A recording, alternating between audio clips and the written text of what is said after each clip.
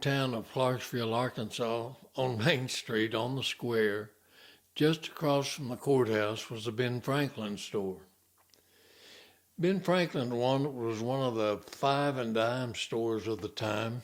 My mom, Beth Newton, my sister Donna, my brother Doug, and me, we all worked at different times at the Ben Franklin store.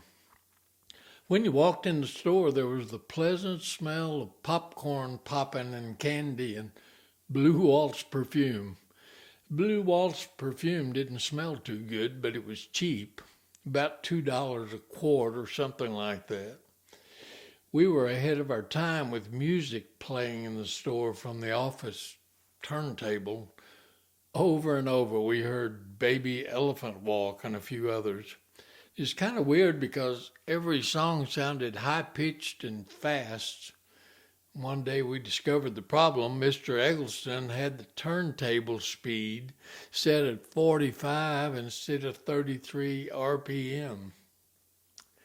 I felt a strong family connection to the Ben Franklin store, and I was proud to work there when I was in high school.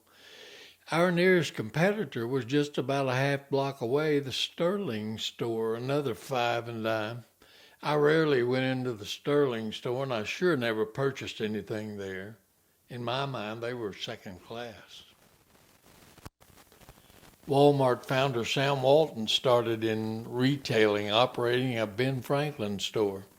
At Ben Franklin's peak, the chain had 2,500 stores nationwide, and the company finally had to declare bankruptcy in the 1990s, kind of a victim of the big box stores.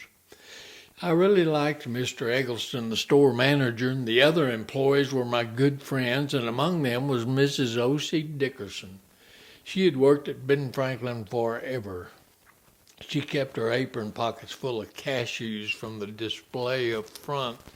We'd been told to stay out of the nuts. Popcorn was okay, but not the nuts, too expensive. But no one said a word to Mrs. O.C. about the nuts. They were afraid of her. It was my job to sweep the sidewalk each day, and I helped check in shipments and put out the stock. I was also in charge of the goldfish department, so each day I had to dip out the fish that had gone belly up. One of the employees that worked there while I was there was April Bridges. I thought she was really pretty, and she had a pleasant personality and a great sense of humor. We had a lot in common. We were both very involved in our church youth groups. I wanted to ask her for a date, but I was afraid to because she was 2 years older than me. And in 1964, my senior year of high school, my folks planned a hayride out at our place on Valentine's Day. It was for the young people at our church. I asked April if she would like to go on my hayride with us, and she said yes. I purposely left it vague as to whether or not this was a date. That hayride turned out to be the first date, and the rest is history. Though she never said so, I know she was taken by my rugged good looks and my charming personality and conversation laced with clever remarks and humorous observations.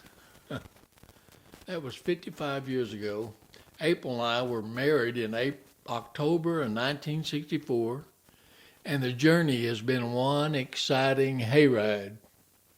So thank you, God, and thank you, Ben Franklin. Thank you for listening.